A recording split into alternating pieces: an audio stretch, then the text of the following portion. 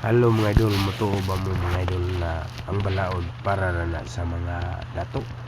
Ako mga idol, mas dako na makabenepisyo ang mga kwan mga idol, mga kwartahan.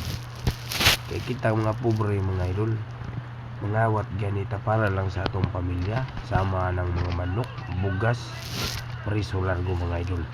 Mabayral pa. Mangisnat gani og kwarta diha sa Bisagasa.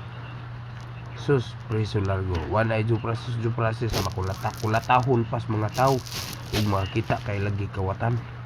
Sus, anda to ug mo'y mangawat sa gobyerno kamatay. Kulatahon ba dili jud kulatahon. Di private pagpresuhan.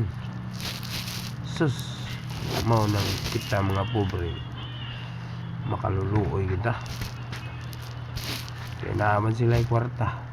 Nanungtong sila diya sa gobyerno aron maprotektahan ang ilang kaugalingon na magsige pa na silang pangawat.